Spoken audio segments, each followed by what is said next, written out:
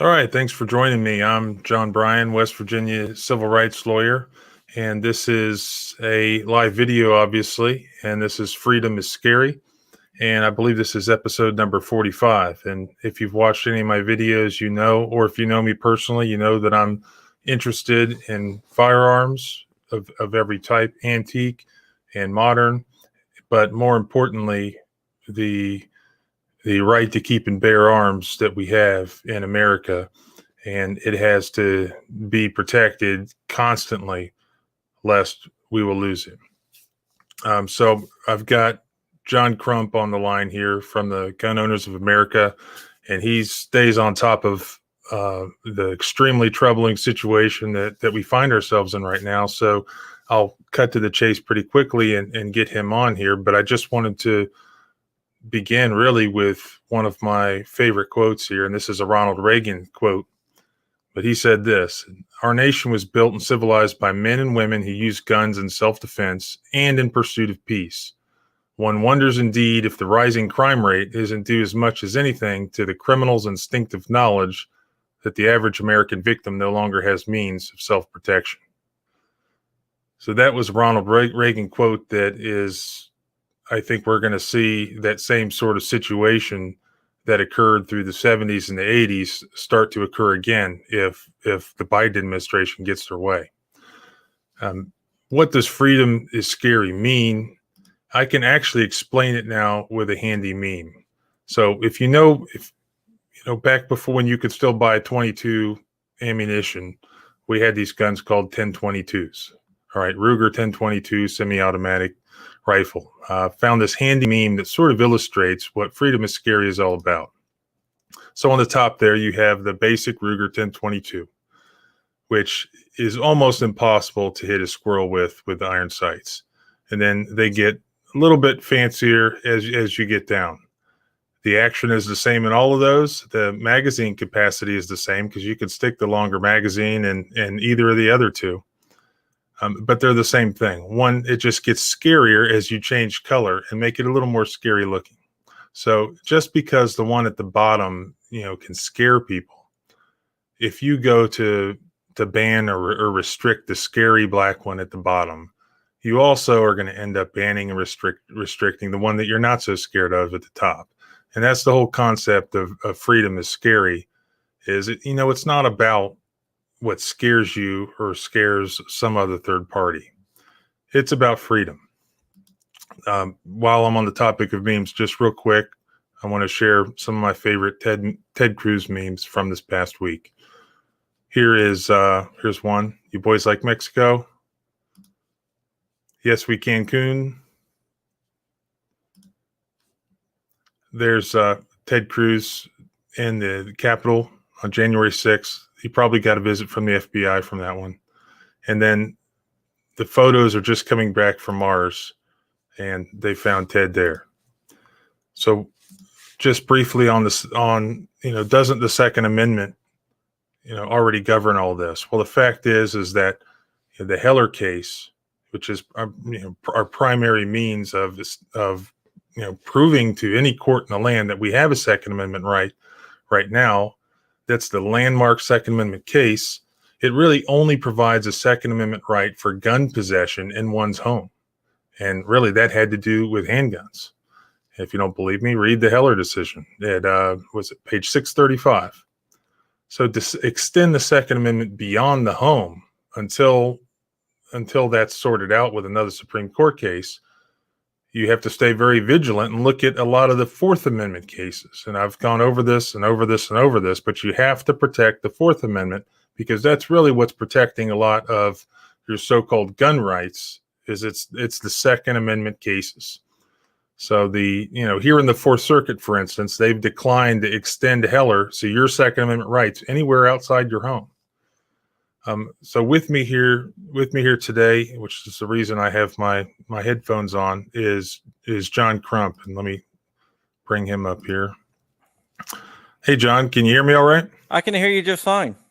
All right. Well, I appreciate you coming on with me again. And if you missed the first one, I don't remember when it was. Maybe it was in November or early December when when we last had a discussion on this, and I think we were primarily talking about all the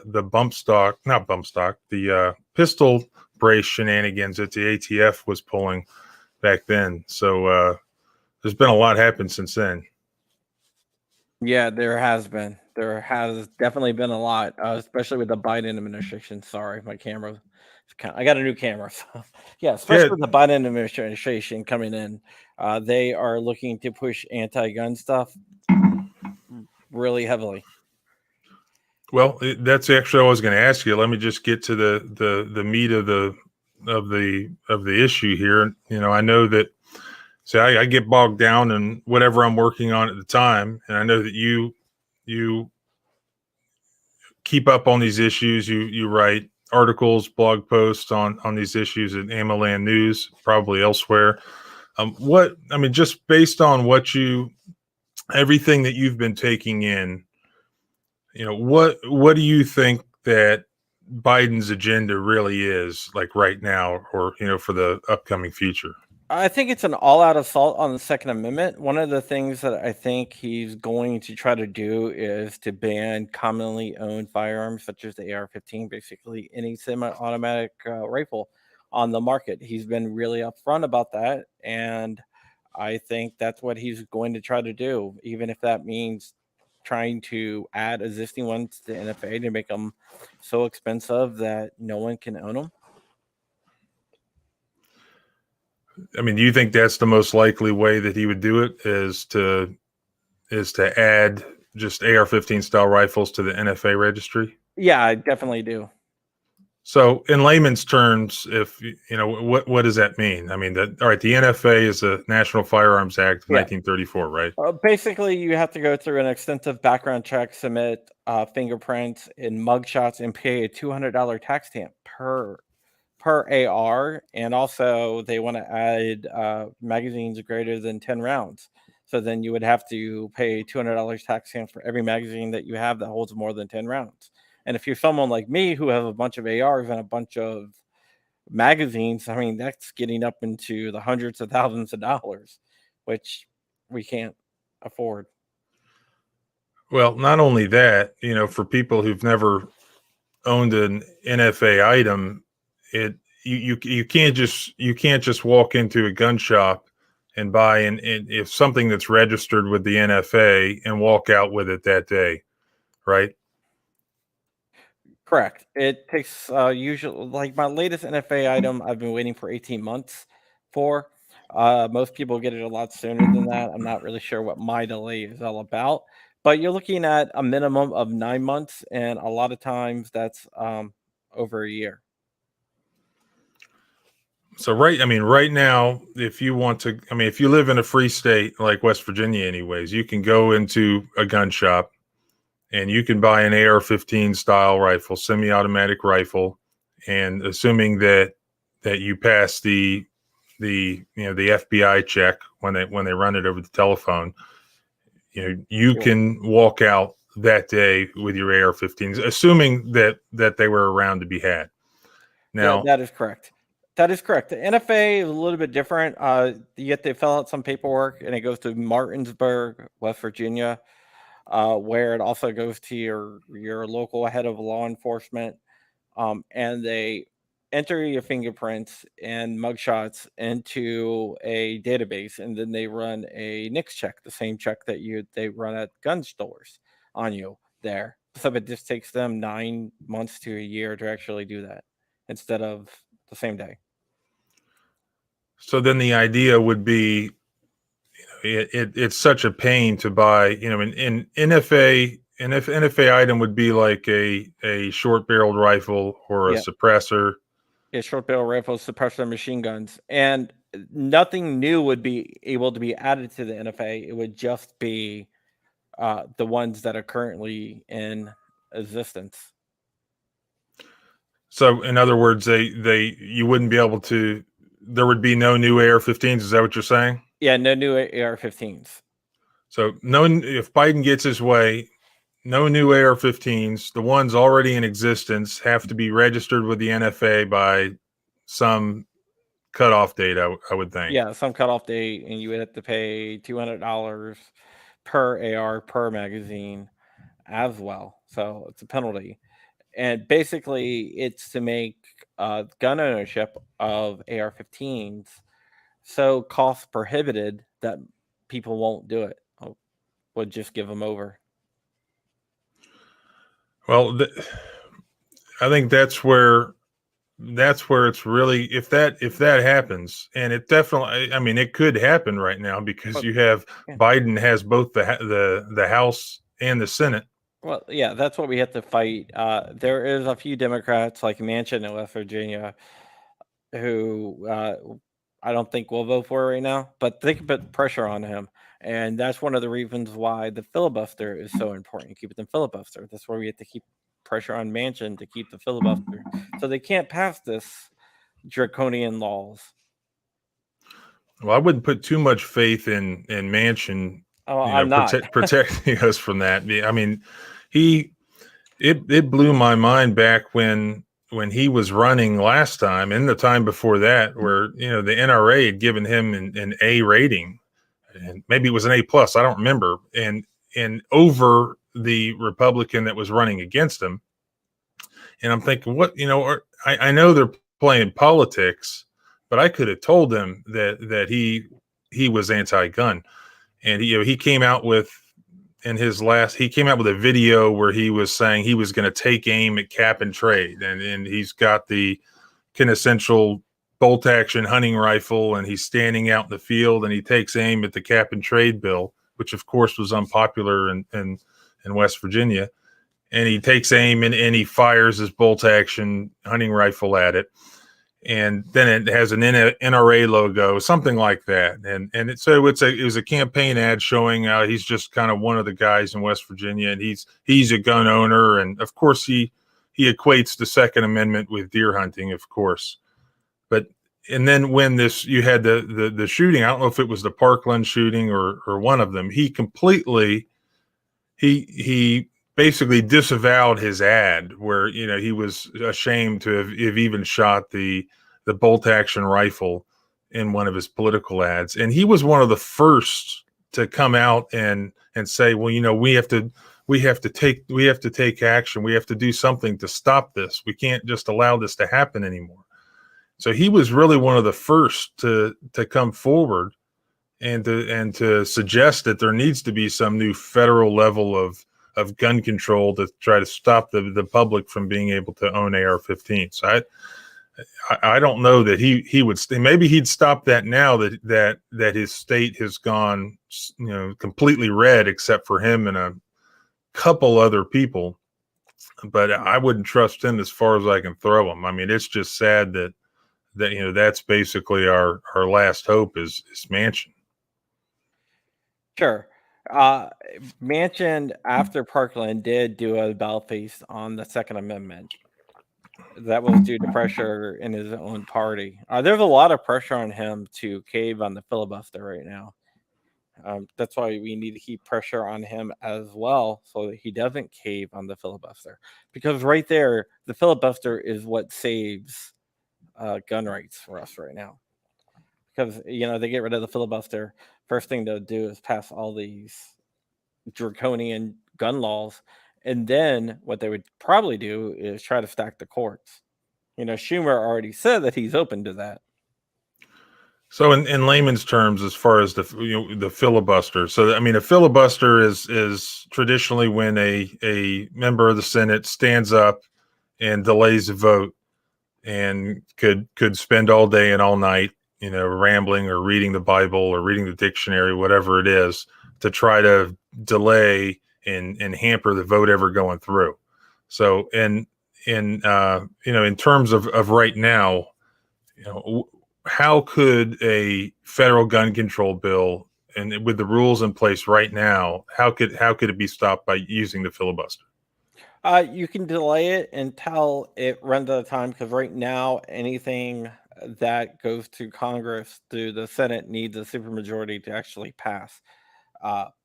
Because you need a supermajority to end debate, and they can just delay it for eternity by not ending debate on it, so it would never make it to a vote. So if Manchin and others like him agree to change the rules on the filibuster, basically all they need is a majority vote to pass federal gun control legislation. Correct. And there's no, I mean, Ted Cruz isn't standing up and filibustering it and able to stop it. I mean, no one can. Yeah, no one can. No one can. It would be a 50-50 split, and Kamala Harris would have the deciding vote. And isn't that just ironic? But so I mean, really, if that happens, I mean, and they have enough votes. I mean, if Manchin votes to end the filibuster, I mean, they have sufficient votes to do that, do they not? Yeah, they do. So if that will change.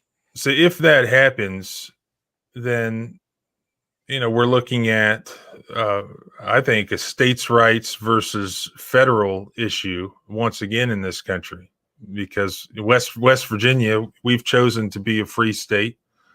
We have some of the best gun laws at this point in the country, and our legislature has deemed us worthy of the peasants to be able to own and possess AR-15 style rifles and even open carry them.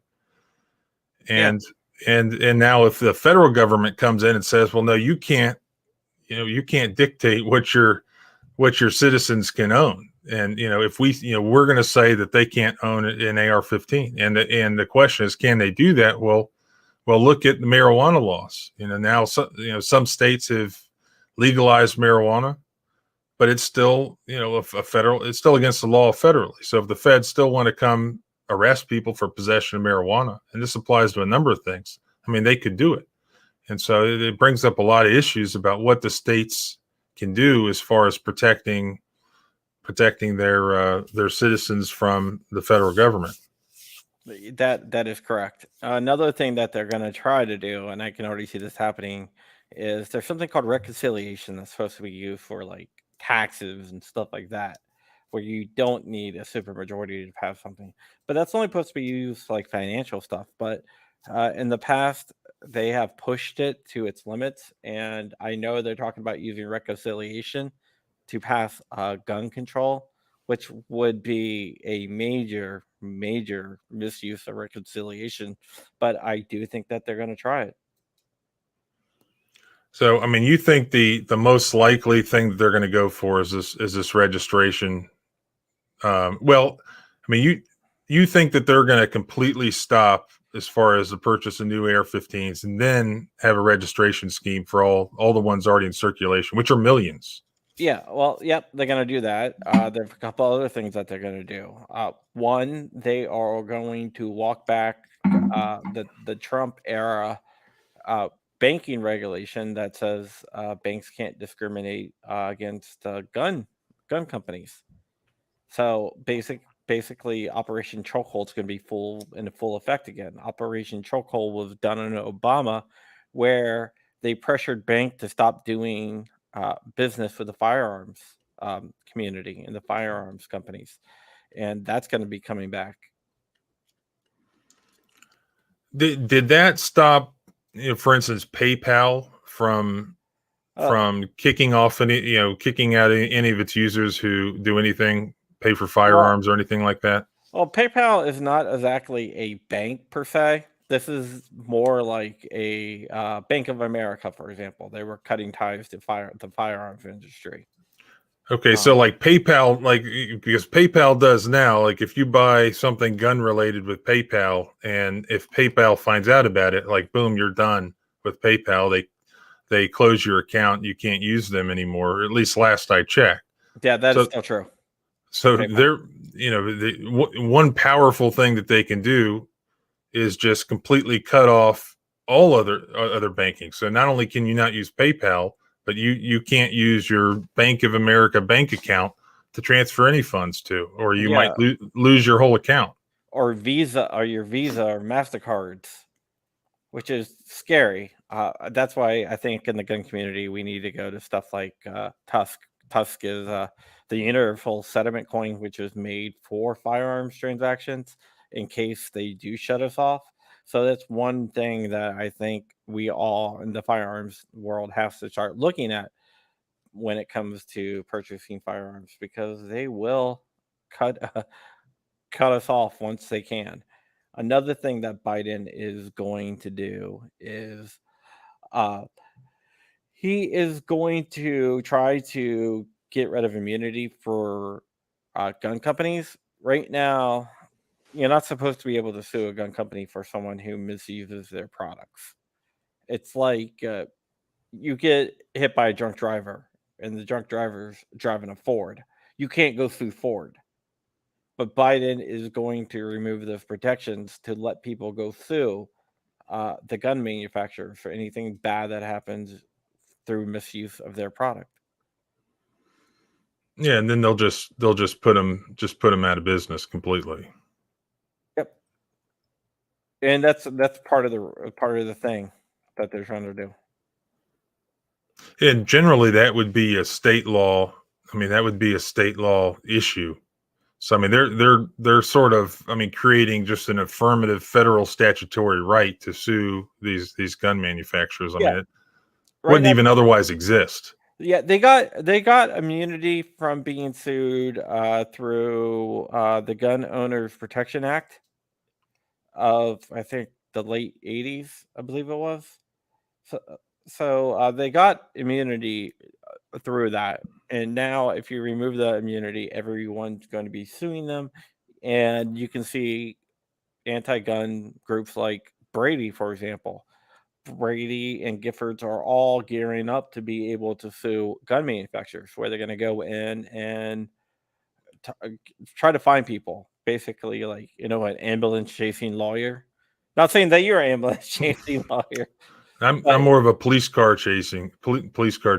yeah, but that's what they're going to do. If you look at in California right now with like Brady suing Defense Distributed in California, and you look at Giffords, which have sued Arms List like 6 times now. What these companies do is they're going to try to sue these gun companies out of business. They're going to have to. These gun companies are going to have to defend themselves over and over again, and that's going to get very costly. John, this guy had a question. I think it's good. It's a good question. What did you say to use Well, instead of when it's you when it's purchase? it's something that's in development right now. There's some places that already accept it. It's Tusk. It's If you go to TUSC.network, you can go check them out. I've bought body armor with Tusk and everything else. It's just something that I use. I'm trying to get used to using. I'm trying to get more people to use it because it is made for the gun world to get around any type of regulations that they're going to use to try to cut off financials. I mean, how does that work for non Oh, IT professional? I mean, okay. is that Yeah. like a cryptocurrency Yeah, type deal? it is a cryptocurrency. It is a cryptocurrency. The reason why I choose Tusk over Bitcoin is Bitcoin transaction fees are kind of high when you transfer it. And also it takes a long time. I know Tusk. I've been following the project for a couple years. In a month, they got their payment gateway launching, which means you'll be able to buy it with Tusk, uh, like directly on the website. And with Bitcoin, it can take 10 minutes to an hour to actually be approved, where Tusk has like a 3-second approval time. So that's why I think Tusk is going to be more useful to the gun community than Bitcoin. Even though I have used Bitcoin to buy suppressors and everything else. But Tusk isn't up yet. It's not up and Well, working yeah, yet. it is now. You can buy stuff right now. They've already bought body armor with Tusk, sorry. But it's in a month, it's going to be a lot easier where companies like Arms List and stuff, I think it's Arms List, they're actually going to add Tusk into one of their payment processors. And so there's a bunch of other gun companies. So in a month, you're going to see a lot more about Tusk. So Yeah, I right mean, now, I bought a bunch of Tusk because I think it's a good investment because all with the payment processor about to come online. Yeah. yeah, I mean, it's not going to be very long before you'll be just completely shut off. I mean, we've already seen that with big tech. Like, I mean, you want to talk about guns on the internet with other people. I mean, you can't do it. You want to buy and sell guns to each other. You can't do it. You want to talk about guns on YouTube or on Facebook. Can't do it. I mean, it's just. I mean, we know that the left is. It's all about imposing their will on you and forcing you to stop owning or saying anything that they don't like. I mean, it's a complete opposite of being liberal, what they claim. But pretty soon, I mean, if they get their way, if there's no fight back here, then I mean, it's gonna push any sort of. I mean, they're gonna regulate the second. They're not even gonna have to win before the U.S. Supreme Court on the Second Amendment, because there's not going to be any way to buy or own guns anyways. They could do that just using big tech. I mean, well, yeah, that's why stuff like this is so important, because it's a cryptocurrency, so it's decentralized. So there's no way you can shut it down. I'm just trying to keep one eye on some comments here. It's easier to do when I'm talking to someone else here. Yeah, I love some of. Yeah, I see a lot of people are asking about HR 127. HR 127 is not going to pass. Let's see. There we go. Well, there's one of them on HR 27. So what for HR 127? That's the federal legislation that was introduced. Could you just explain what that is real quick? Yeah. One other thing before I go. Somebody said they emailed me something. I did not get it. If you want to email me again at john.crump@gunowners.org, I'll see what I can get it. You still have the same email? I think I still had that up from last time. Is that it? Yeah. That would be it. So just go ahead and email me there. They said they got to pop out. So yeah, last time we were talking, we were people had questions about the pistol braces, and they had a gun with a pistol brace, and it looked like they were about to be thrown under the bus by the ATF and then maybe thrown in federal prison. And I'm sure a bunch of them emailed you about that situation. Yeah, I didn't get the last email address, but just email me again. Okay, getting back to HR 127. HR 127 is a bill that was introduced by the cowboy hat wearing member of Congress. Sheila Jackson Lee, the lady that said AR-15 weighs like 100 pounds or whatever. I don't know. She's kind of crazy. It has no co-sponsors. It's not going to make it into committee, much less out of committee. And even like the really anti-gun people aren't going to vote for it. It's basically every gun control you can imagine wrapped up into one bill.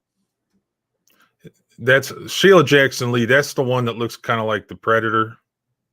Yeah. Or is that Maxine Waters? I don't know. Sheila Jackson Lee is the one that dresses like a 9-year-old dresses on Halloween as a cowboy. Right. I think Maxine Waters is from California. That's Predator. Sheila Jackson Lee's the lesser seen, B movie horror character. She's from Florida, I believe. Isn't she? I think she's from Texas. Or Texas. I don't know. Houston, I believe.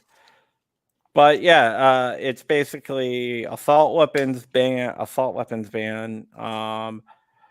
ban on 50 cals,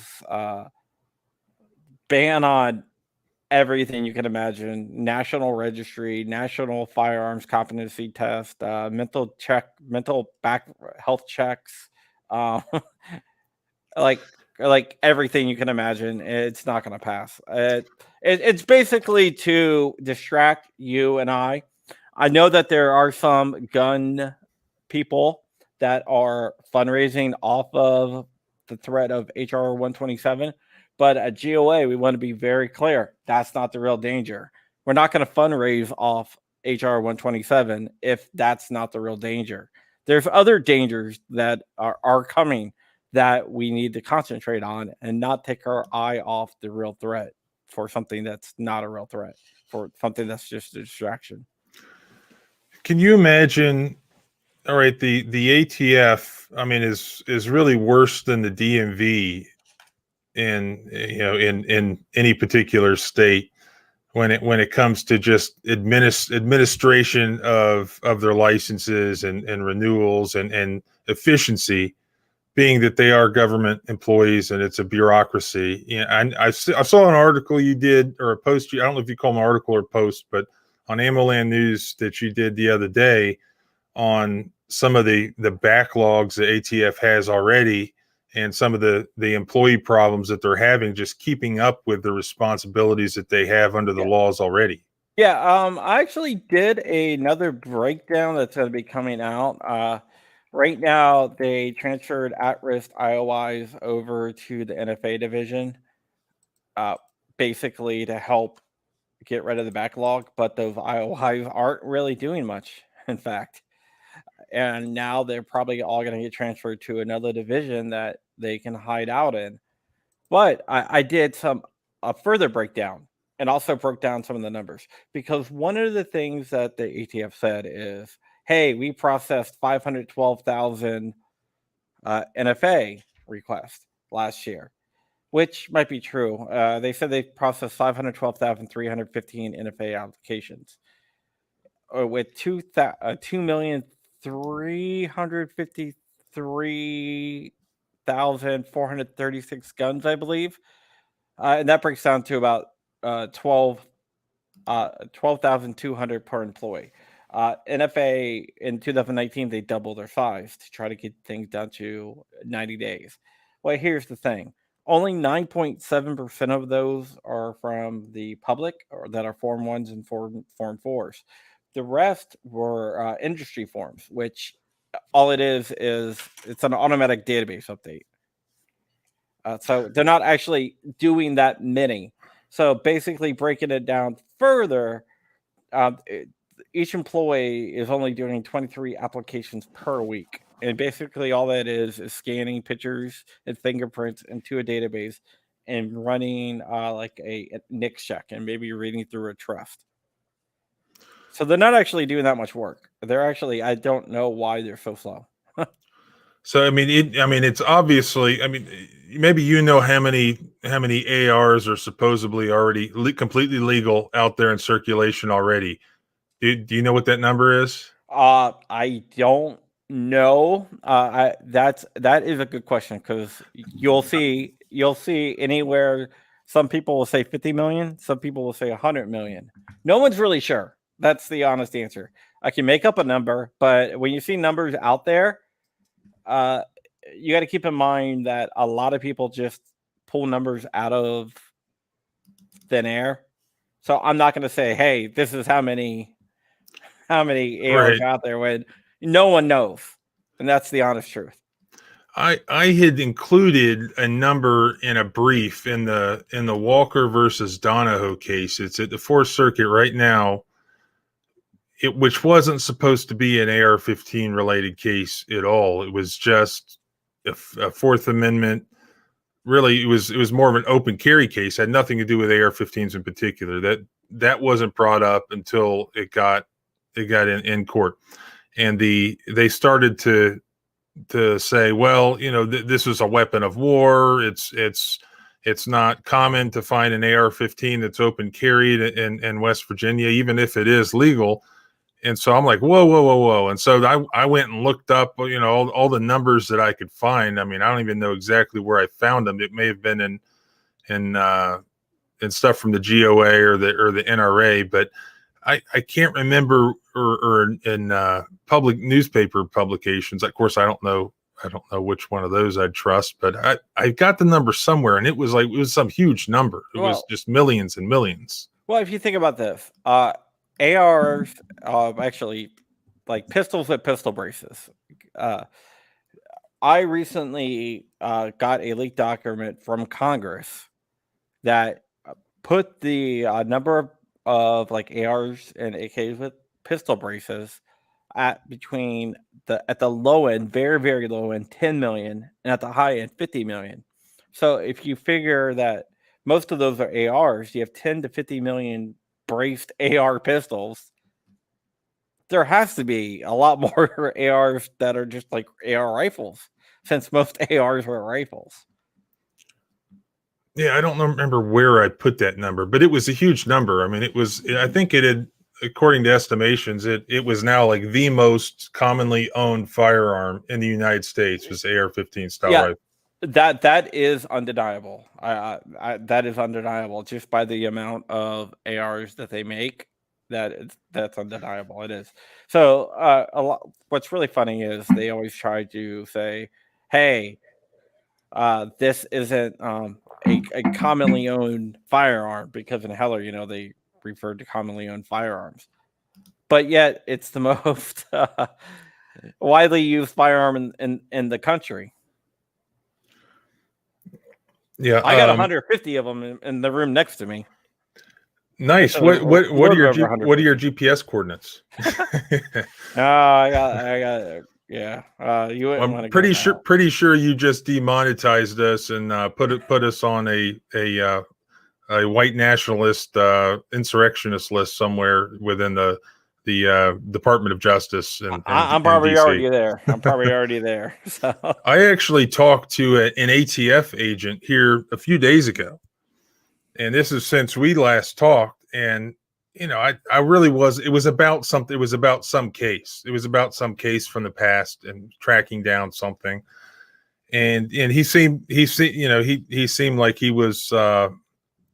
He seemed like he was like just cool to talk to. So we were just talking for a few minutes, and so I'm like, yeah, what I asked him about the whole pistol brace thing, and he's like, I'm not gonna say who he is or even what state he's in, but he was like, man, he's like, don't quote me on this, but it's like, I couldn't believe that they did that. Talking about the guidance letter, he's like, to be honest with you, I'm busy all day, every day, literally just working on cases of murders and armed robberies and things of the like nature where there was a gun involved with a convicted felon, again, committing an armed robbery or murder, something like that. He's like, that's all, I even have time to work on. I'm not worried about pistol braces. I'm not worried about, he's like, I was mad about that, just like the rest of you were. It was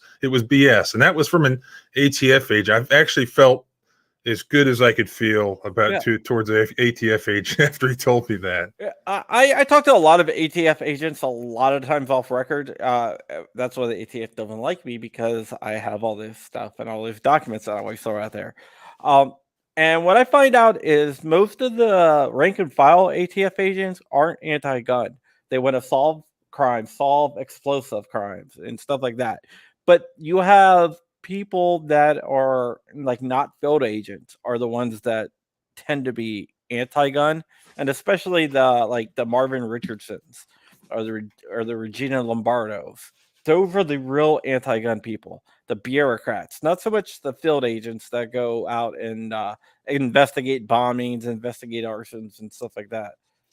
Well, I think it's same. You probably find the same in the FBI, and I have a little experience dealing with FBI agents here in West Virginia, and then dealing with FBI agents in Washington D.C., where I worked for a time.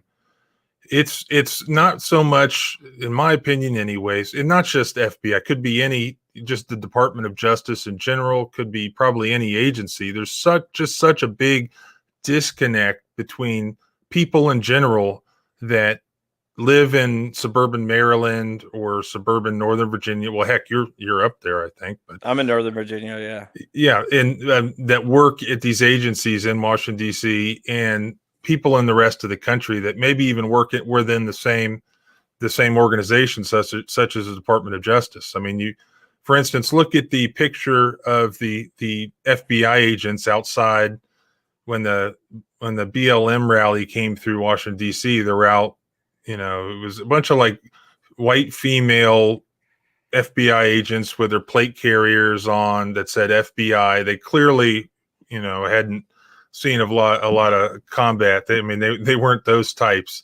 They weren't like the HRT team or something like that. And they're outside, just kneeling and virtue signaling for the BLM crowd. Oh yeah. And that's something that you don't necessarily encounter in all the couple hundred field offices around the country for any of these places. I mean, it's like a woke corporate boardroom in DC. In my opinion, and last time when I was there was during the Bush administration, but it was there too, and I was in the Civil Rights Division, so I can imagine it's amplified now, and so the last time we were talking, I think you guys were trying to get rid of or petitioning, I think, Trump to get rid of whoever was the head of the ATF then. Did that ever happen?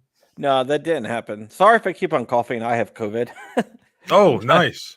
But I'm fine. I mean, I had like a mild cold, and basically that's it. But yeah, we were trying to petition to get rid of Marvin Richardson and Regina Lombardo, who were the acting head and the acting deputy of the ATF, which would have been very easy for Trump to do. All he had to do is revoke their. Basically, they already passed the mandatory retirement period, so they basically have a waiver to work past that, and all Trump would have had to do is revoke their waivers, and then they would have been gone. But he didn't do that. So, but whatever. Going back to, I mean, I think the most important thing is there something coming from Biden? Yeah, there's something coming, and you've already told us what you think it is. And so I said, in my opinion, I think that it's time for the red states, or the states that care about the liberty, the Second Amendment rights of their citizens, to step up.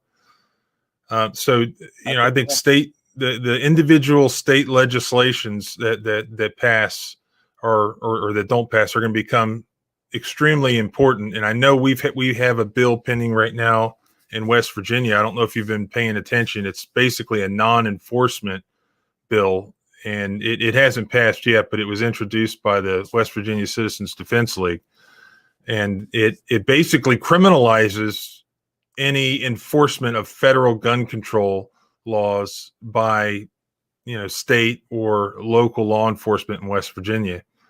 And I think they think it's going to pass constitutional challenge based on some past case law and those types of things.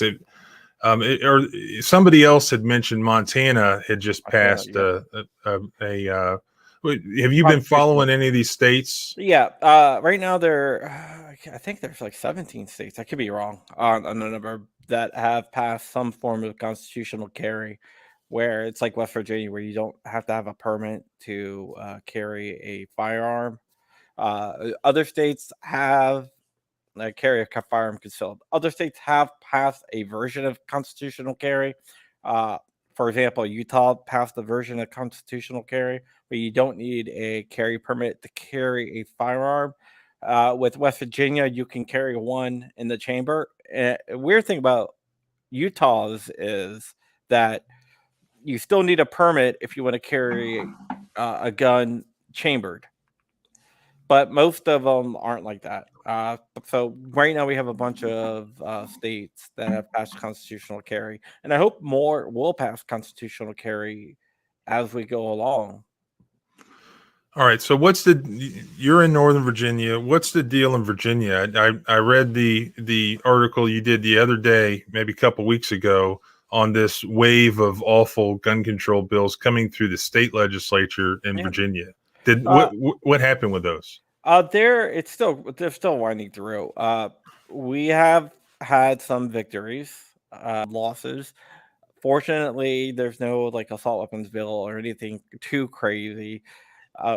Two of the most extreme bills. One was background checks on people renting guns at firearms ranges. That's died. We have defeated that one. A bill that says that you're not allowed to carry within 40 feet of a polling station. That looks like that's going to pass and will be signed. An extension of concealed carry through May has passed, which is a good thing because of COVID. Basically, people were weren't able to renew their concealed carry permits because of COVID. So we have everyone extended through May, which is a good thing. So that passed, which is kind of good. Another bad bill that's probably going to pass is banning firearms from the Capitol grounds and the surrounding areas of the Capitol. So that's probably going to pass. One of the examples I brought up in the Walker case was the fact that recently you had this large peaceful protest of protected First Amendment speech from gun owners around the state and maybe other states, I would imagine, at the Virginia Capitol. Yep. And the large majority, I mean, at least from the pictures and video I saw, seemed to be carrying AR-15 style rifles over their shoulder. Yeah, there was a lot of people carrying AR-15s or other type of semi-automatic sporting rifles there, and nothing bad happened. There was one arrest that day. This is probably last year. The one arrest that day because someone was wearing a mask, and they weren't even part of the protest. They just happened to be arrested near the protest.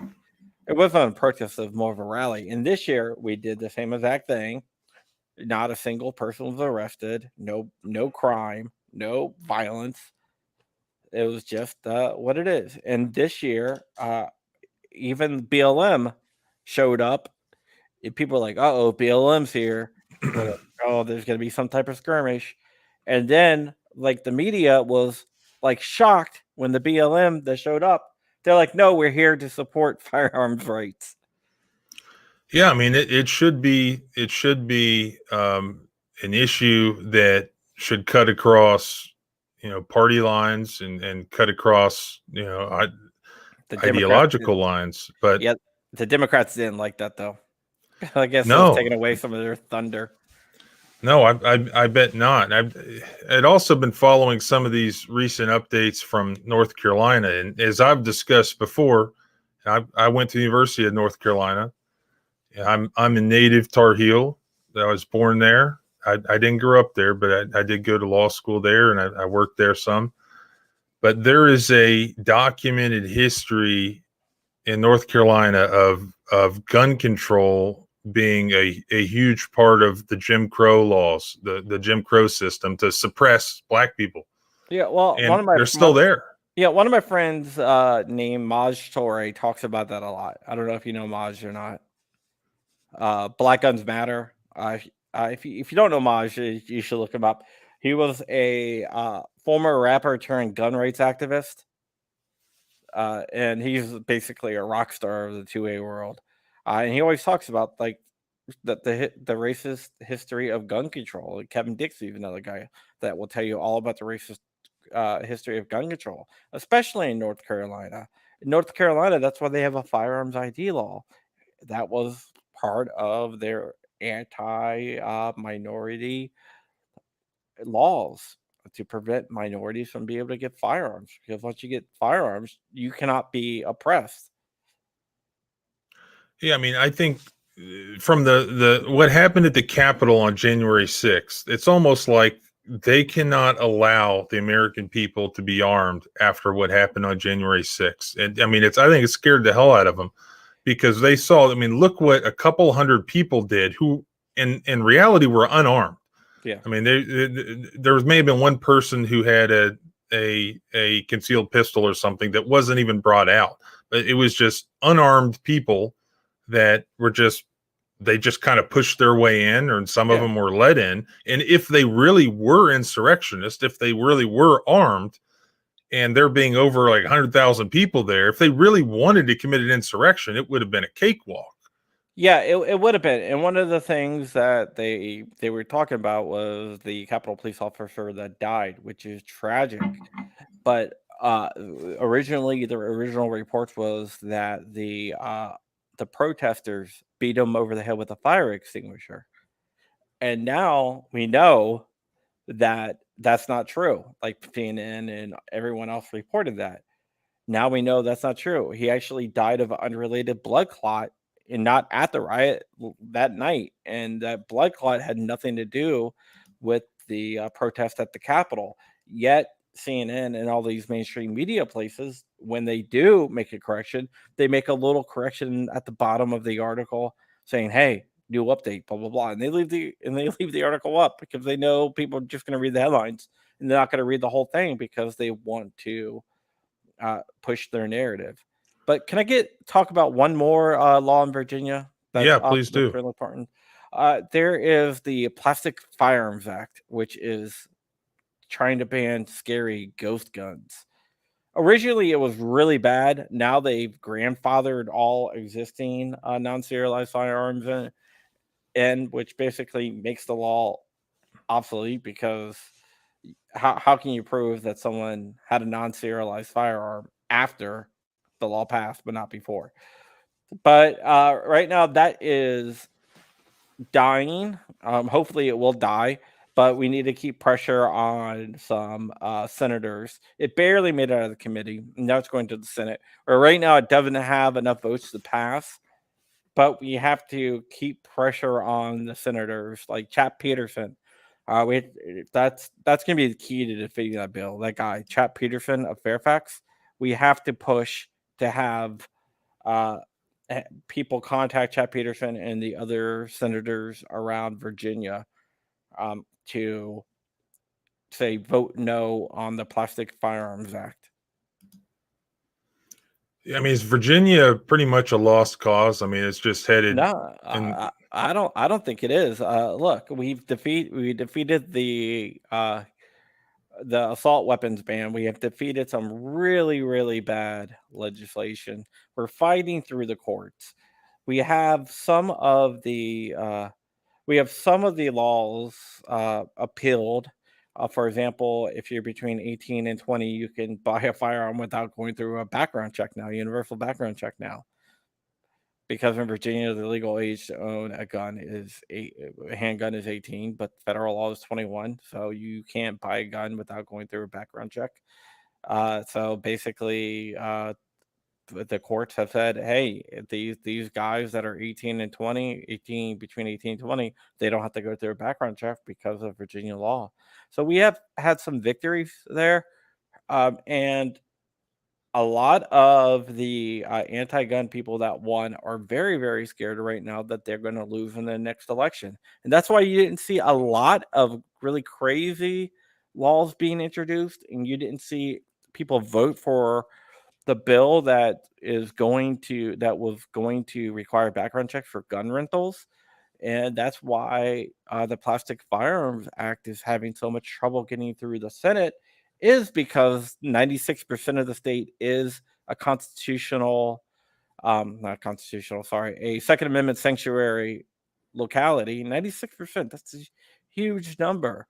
And a lot of the sheriffs that are not even in the counties that are not constitutional, not constitutional. I don't know. I keep on saying constitutional, not Second Amendment sanctuary. Said they're not going to enforce dumb, unconstitutional laws, including in Loudoun County, where the sheriff said, "Hey, I'm not going to enforce it."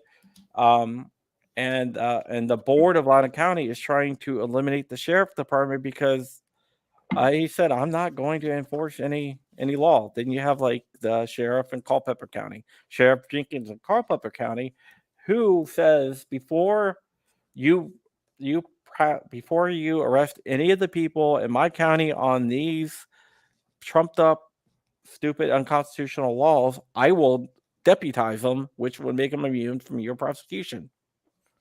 We got a lot of people like that.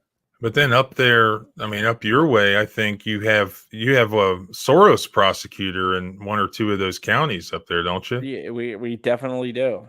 We definitely do.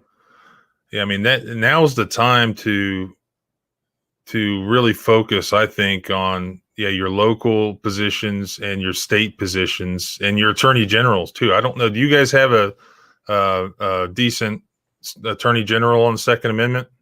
No. Who is your attorney general? Mark Herring. Yeah, well, at least we have that going for us in West Virginia. And he has his shortcomings when it comes to some of the pandemic tyranny. Yeah, well, if you look at Mark Herring, it's really interesting. The governor of Northam had the whole blackface scandal, right? And then the lieutenant governor, Justin Fairfax, has been accused of rape by like 4 different women. And then our attorney general, Mark Herring, also has had a blackface scandal. Yeah, I remember this. Yeah, it was like they were I falling like dominoes. And in Virginia, of course, when you actually look, none of them actually went anywhere because they're exactly. Democrats. They're Democrats, so it's like, oh yeah, never mind. They get a pass. Yeah, there was. I mean, I'm right on the border with Virginia, and then we're Yeah. not too far away from Roanoke, Blacksburg, that area. And I remember that there was a state legislator, and I want to say somewhere around Christiansburg or Blacksburg, probably the more liberal area outside of Northern Virginia, who what was it? There was a video of him getting caught like drunk driving, and he had claimed that he was coming back from some sort of legislative session, so he should get legislative immunity and all this stuff. And of course they would get away with it with the news media, but anyone else, it's like Ted Cruz. I mean, hell, he can't get away. I mean, he can't get away with anything because he's a Republican. I mean, it's like he's not a governor, he's a senator. I mean, he's not going to be out there um, you know chainsawing trees and hooking people's power back up. But since he's a Republican, he's held to a different standard. And then you have Governor Northam. I mean, if he were a Republican, he would have been gone long time ago. But Well, I mean, he's still there. well, look at this. Joe Morrissey, who is who was elected to the Virginia Senate in 2018. Um, he's been disbarred uh, from the bar. He was arrested 5 times. He was indicted on federal charges of possession and distribution of child pornography. He pled guilty for contributing to the delinquency of a minor. He spent a year in prison and got caught having a sexual relationship with his 17-year-old assistant, and yet they still elected him. Well, there's a Democrat in Congress who was impeached as L.C. Hastings, impeached as a federal judge, and somehow is still in Congress and still gets elected. And look, remember Marion Barry in D.C. But he was caught smoking crack with a prostitute or something, and I mean, and he still got elected. The reason is not just because of the double standard; it's because that's the way these leftists, these Democrats do business. Is they entrench themselves into office. They hand out, other positions and jobs to all their political supporters, and it's almost impossible to get rid of them once they've put their people in the other positions of power, and they've gotten to change the rules to make it almost impossible to get rid of them. That's why it's almost impossible to beat any incumbent, and both parties do that. But yeah, it's before we run out of time here. Let's see. What do you think is the biggest thing people can do right now? On the coming problems from the Biden administration. I mean, what's the best way for them to help? The best way to help, I represent a national organization, so I'm, you might think I will say, hey, give to your national organization, but I'm not going to say that. The best way to help is to get involved locally, um, because we can defeat this stuff on the national level, and we should put pressure on our like our national senators, our U.S. senators, and our U.S. representatives, but we can diffuse a lot of this gun control stuff at the state level, and that's where the battle is going to be like the war is going to be fought in won or fought and lost if that's on the local level, on the state level. So get behind your local organization, hook up with them, see what they need, see how you can help your local gun rights organization, and then get involved nationally. But if you have to choose between one or the other, choose local because that is where you're gonna do the most good. The January of 2021, I think looking at an article that you had read, that saw the biggest increase of new firearm purchases by Americans since we started keeping track in, what was it, 1999? 98, I believe it was, but yeah. Yeah, I mean, there was like 4,137,480 new firearms purchases in the United States just in January of this year. Yeah, which was more than all of like 1998, or more than half of all the firearms purchases in 1998, which was insane. So, I mean, I know there's the obvious, but what do you think the reason for that is? And it wasn't all completely obvious to me when I was reading what you had written on it. What do you think the some of the reasons are behind that? Yeah, I alluded to a couple of them in there. In my articles, I don't like to do a lot of conjecture. I like to do a lot of fact-based reporting, but here I can. All right, go for it. I think a lot of it has to do with a couple different things. One, people look at the Biden administration and they think that certain things are going to get banned, and they want to get it before they get banned. Another thing is new gun owners. There's tons of new gun owners. People looked at the pandemic and the riots over the summer, and they decided, hey, it's time for me to arm up, because a lot of the places over the summer, the police had stand down orders, and people watched it as people were having to defend for themselves. And someone asked me one time over the summer what I thought about all the riots and stuff, and my answer was, for a long time, people asked me, "Why do I need a gun? Why do I need a gun?" And I'm like, "Well, look on TV now. That's why you need a gun." So I think it's civil unrest, and also the threat of Biden coming in and banning a bunch of stuff. Yeah, I mean, I was saying a lot last year that I think the Second Amendment is a debate. It has to be over, because you saw these people's businesses being burnt down, or maybe even their homes being burnt down, and the police departments were standing down, some cases kneeling to them, and I mean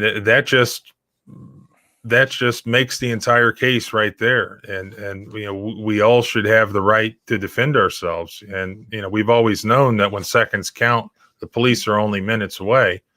But in this case, reality has shown that they're not coming at all in many cases. The other thing that I thought was interesting, I hadn't really thought of before, is there are new there are trends of, for instance, new Black Americans buying guns more than ever before, and that's just a sort of a new group that's finally kind of discovering the importance of gun ownership and buying them while you still can. Yeah, 40% of all gun purchases in January were by African Americans, which is insane. And yeah, they are coming to realize what the Second Amendment is about.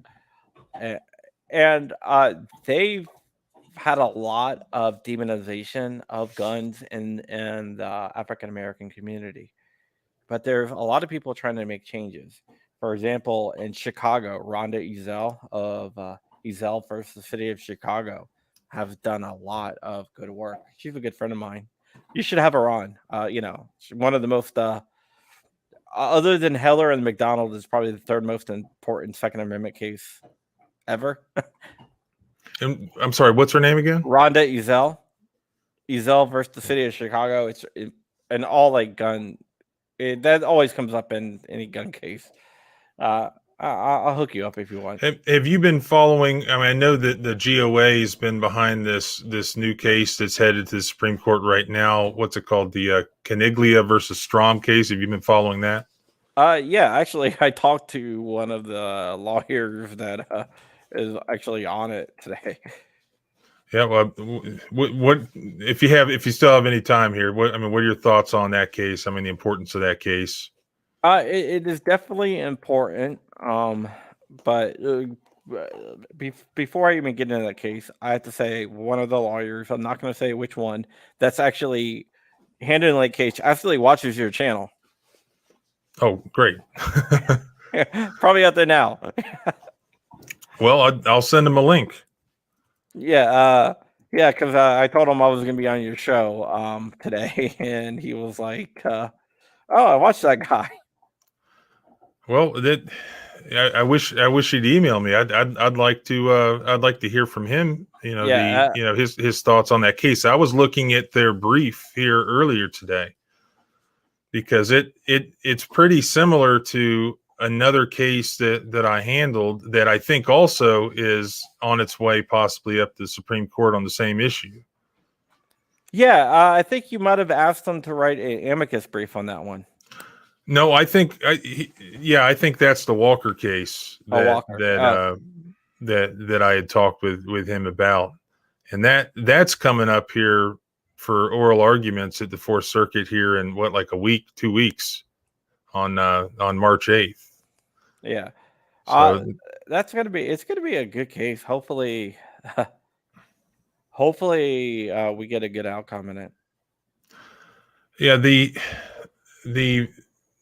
so-called community caretaking exception. I mean that's just an exception. We don't need another exception to the warrant requirement. I mean, these do-gooders on the left that used to be interested in civil liberties supposedly. Now they're going to destroy their own careers, their own life's work with their hatred for guns. So if they're going to create this community caretaking exception that applies to the home, that they already use it in vehicles or backpacks or whatever, and that's going to completely swallow everything, because then everything's going to be community caretaking. So Yeah, community caretaking is basically a way of saying, "Hey, we want to do warrantless searches." yeah, I mean, you hear me now? Yeah. I was talking with my hands, actually hit the mute button, but Okay. if you don't know what we're talking about here, there's general requirement to have a warrant to search a house, and for a number of years they've created a exception that applies to cars and pedestrians called community caretaking exception. Whereas with a house, there's only really been an exception for really two things, and that's consent, voluntary consent, and then exigent circumstances, some sort of emergency. But now it's basically going to be, well, we were concerned, somebody called. It kind of goes with these red flag laws, except this is Supreme Court case law potentially. We were worried about you. Yeah, this is like, go to the hospital. We're not going to do, just do it. Basically, what this shows to me is, the police don't have to be honest with you. They don't, because they told the dude that they weren't going to take his guns, and they did anyway. Yeah, well, I had a case that went all the way through trial where here in West Virginia, where they used the sex offender registry as a Trojan horse to be able to search a house of that had a registered sex offender in it, that it was for something else, something completely unrelated to being a sex offender, the sex offender registry. But the state law allows or requires sex offenders to verify their addresses once a year, and that the state police are supposed to go out and make sure that that's their address. Well, they took that and they coupled it with some other case that they were wanting to search their house with. And they said, all right, we're doing a sex offender home verification. And they went in and they searched for evidence of unrelated wrongdoing. And so I had sued them over that. And actually the federal court agreed and said, no, you can't create there's no sex offender exception to the warrant requirement. And they held their feet to the fire. We ended up losing a jury trial because they they convinced the jury apparently that there was consent when we argued that there wasn't. But there was a similar sort of thing there. Unfortunately, the sex offenders are not sympathetic. Sort of like lawyers when they try to restrict the rights of lawyers. Nobody cares. But anyways, John, I appreciate you coming on with me. I know you probably got to get back to what you're doing, and hope you recover quickly. You sound like you're doing well. I had like a mild cold symptom. I was around it. That's the only reason why I got tested, because I only had this like mild little tickle in my throat, and it really hasn't progressed past that. Yeah. Well, are you taking like zinc and vitamin D and all that? I'm not taking anything really. Well, I started taking zinc and vitamin D, and what was the other one? Zinc, vitamin D, well, of course, vitamin C. I started just taking all this stuff myself. When I saw that they were like, that was their treatment for COVID in like India, where they have like 10 billion people. They're just handing out packs of like zinc and vitamin C's. I was like, what the hell? I can get that stuff. I'm just gonna start taking that. I mean, so far so good, but yeah, I mean, Yeah. good luck with that. But the other thing, just real quick before I let you go here, is just to follow up on last time we talked, we were talking about the pistols, the pistol braces. I mean, as far as they've backed off of that, right? I mean, is there anything ongoing with the pistol braces? There's something ongoing. I'm not sure what it is. I was able to get a leaked document from Congress. I wrote a story about that one of the Congress members requested the Congressional Research Service, the CRS, which is basically like the CBO, but they do like stuff like research. And they requested some information about pistol braces, which usually means that they are trying to move something. But when they work with members of Congress, they work basically in secrecy. They will release the port, but they won't say who requested it. So I don't know if it's somebody on our side or someone on their side, but someone's trying to move something on pistol braces. That was my question. I saw you can. He wrote an article on this, and pretty much everything we've talked about, he's written articles on. What's the best way? Is it AmmoLand News the best way to find them? Yeah, they're all on there. Okay, so I mean, just Google AmmoLand News, and you can see his, John's articles and other articles. But he did an article here on this leaked memorandum that was from the Congressional Research Agency, 4 members of Congress, and he goes all through it, and you can actually read a copy of it right on the site. Yeah. I mean, just last, what my question was after reading that, and like you said, like you like to let readers, come to their own conclusion. What's your conclusion there? Like, what do you think that's part of this Biden's push for federal gun control? I don't think so. I think someone in Congress, whether it's on our side or the other side, requested it because they're going to try to make some type of push in Congress, either to protect pistol braces or to protect pistol braces or to try to outlaw them. I'm not sure which side they're on. CRS reports are usually pretty balanced, and this one was pretty balanced. So I don't know. I mean, I know someone's trying to do something. I just don't know what it is. Yeah, I'm still doing a lot of research. And as Keisha points out, it's ammoland.com, not AmmoLand News. Well, Right? they're both the same. The same thing. All right. Well, you'll find it just by Googling. That's how how I found it. MLN News is the actual name of the publication. MLN.com is the website. And then the other thing they went after since we talked last was solvent traps. Yes. Is there any breaking news on are they still going after the solvent trap companies? I'm sure they are. That is around the same. It's kind of a gray area right now. the ATF seems to be concentrating on other things, but I'm sure that they are going to come back to solvent traps. Yeah, I mean, yeah, I mean that's obviously the most pressing thing that needs to be done right now, because crimes are committed with suppressors, manufactured illegally with solvent traps, just all over the country. It's an epidemic. Yes. Yeah. Um, Yeah. Yeah. Actually, I'm doing a couple solvent trap suppressors, so that should be pretty cool. Awesome. Just to make sure that the ATF's listening, and Oh, I'm and sure they YouTube as well. monitor everything I do. So Yeah. Well, hey, I mean, I've heard through good information that part of the CIA agent training from our very own government is to send their trainees into like a Home Depot and require them to build a suppressor based on what they can find in there. So oh, really? yeah. So I mean, heck, you're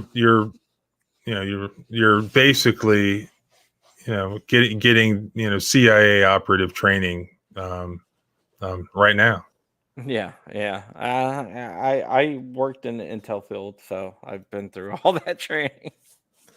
Awesome. Well, yeah, I appreciate it, and I'd like to have you on here again sometime, and keep me updated on what's going on.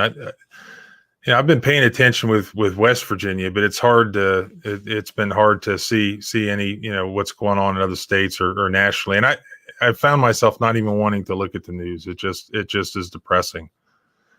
But anyways, thanks for coming on again, John, and stay in touch, and hopefully come on again, and keep putting out the good work. It's really good substance that you're putting out, and again, I like how you don't like the mainstream news media does now, is they tell you what to think, and you don't try to do that. You just put the facts out there. So I appreciate that. Yeah, yeah. I try to. I want everyone to come to their own conclusions. I don't want to gatekeep information. I just want to give information to the people to decide.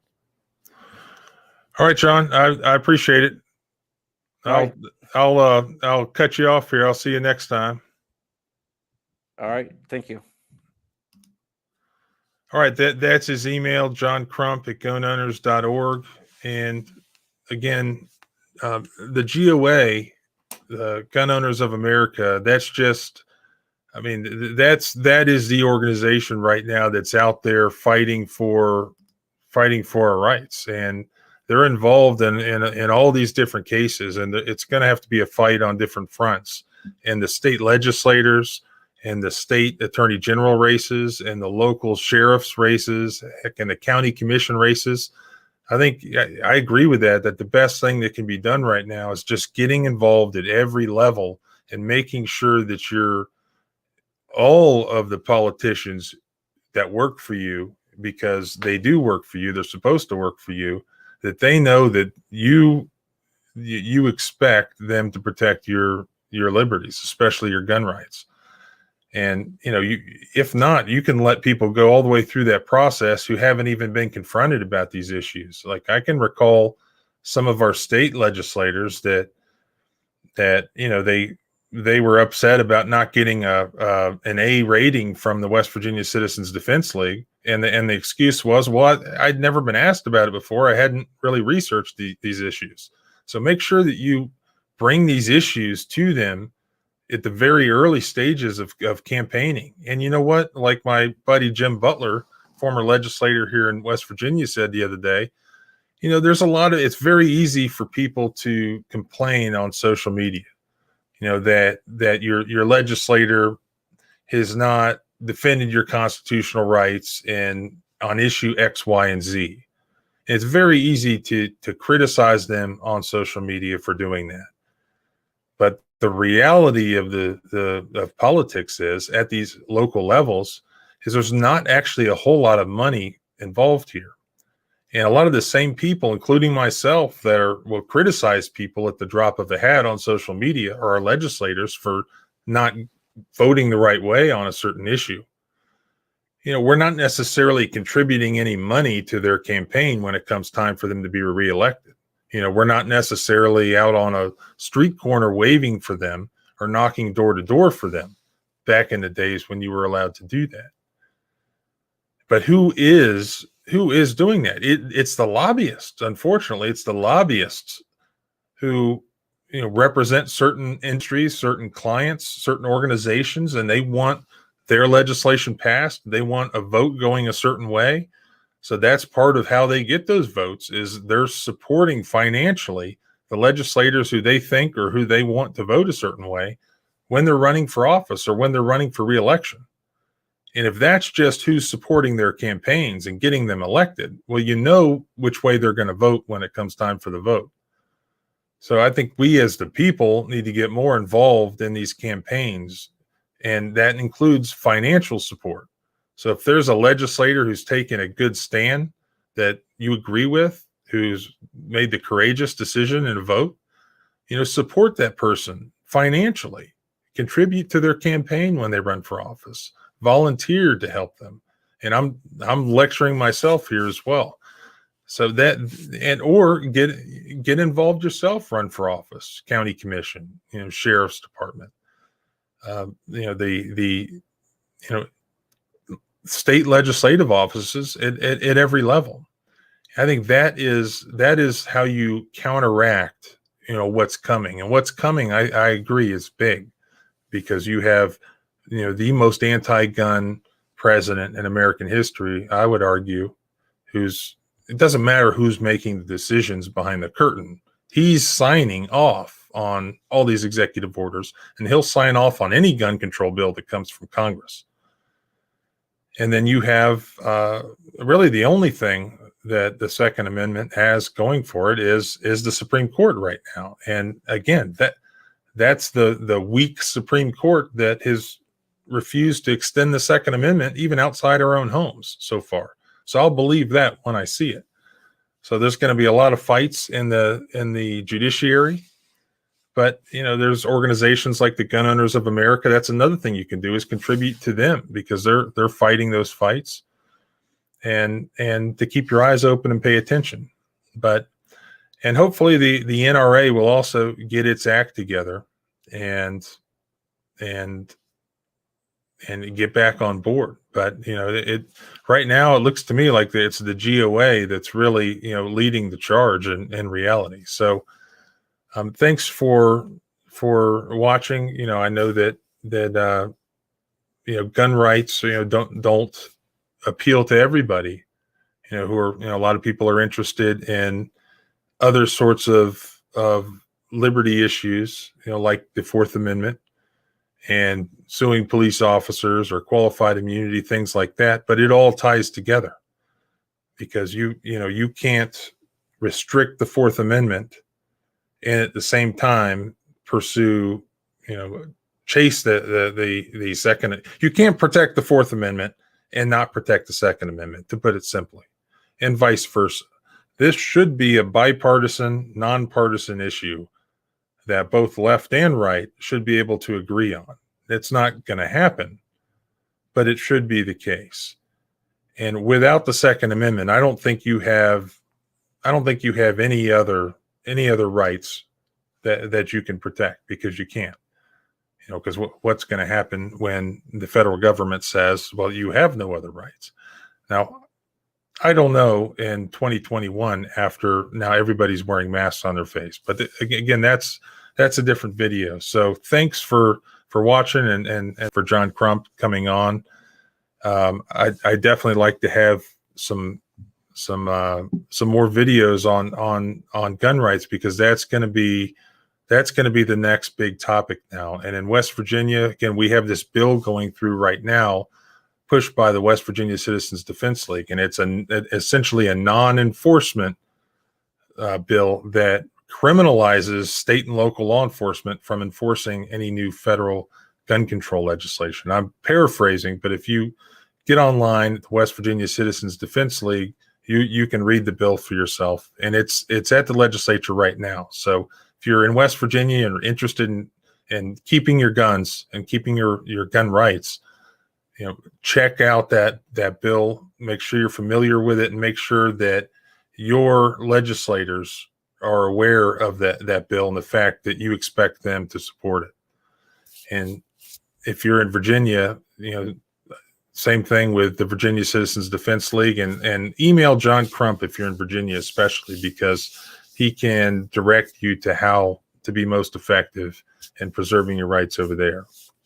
And also, I think either Virginia or West Virginia, or wherever you are, make sure that your local sheriffs are on board with protecting your gun rights. And I'll believe it when I see it, because I've just seen them too many times. For instance, in the Walker case, where they're arguing for the restriction of our rights and that we shouldn't even be able to possess AR-15s now. So I'll believe it when I see it. But hey, there's no harm in trying to get sheriffs like that. So again, thanks for watching. Freedom is scary. I'll put my meme up here one more time if you don't understand what that means. These are all the same firearm that shoots the same round, shoots them at the same speed, and that's a 22 long rifle. That's a Ruger 10/22. So just because the one on the bottom scares you or scares Karen, you cannot allow them to go after the one on the bottom or even the one in the middle, because then, Elmer Fudd can't hunt with his one on the top. And that's pretty funny, because I've hunted with a Ruger 22 just like that, squirrels before. I couldn't hit a damn thing. I would need, I really need a scope at this point with my eyes. I'm sorry I haven't kept up with the questions or the comments.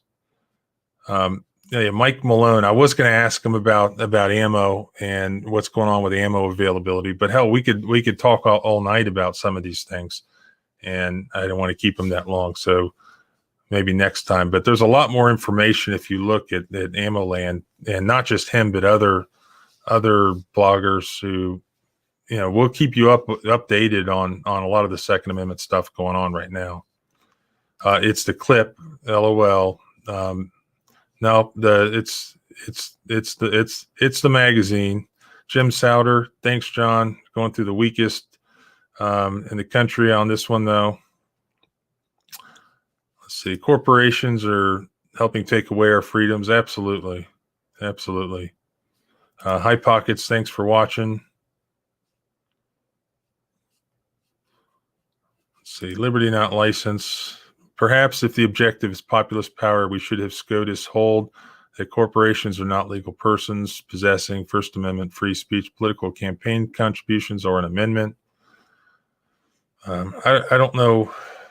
I don't know what the answer to all this is. I mean, I'm for less government, less laws, less rules, less taxes, and that includes when I operate as a small business or even as an LLC, which is a corporation. I think I don't, but a lot of small businesses do. And so I just don't want any laws. I don't expect politicians to keep busy or try to solve problems necessarily. Maybe I'm usually for them staying home, except for this past year when they had to come to work to rein in our governor.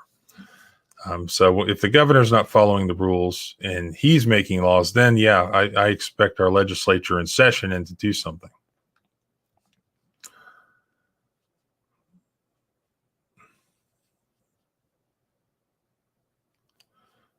See, James, I cannot stand bar members, but you're trying. That is appreciated. Well, thanks, James. Corporation is a person. You are not. Save the kids. Well, that's what it's all about, is save the kids. James Bryan, hey, nice name. Nice topic and information, even in North Idaho. They are coming. It's absolutely right, James. My Bryans were from Montana. Maybe we're related. And Montana, as I can tell, especially where my family was from in Bozeman, Montana, apparently are getting absolutely infiltrated by Californians moving their way. So I doubt they'll be able to own guns for much longer. So thanks for watching. And I'm sure this was, again, demonetized for talking about guns for a long time ago. So I'll use one of my awesome extras. I'll pick one that's got the most guns in it. Let's see. So thanks for watching, and I'll see you next time. Maybe Wednesday at 6:30, same time, same place.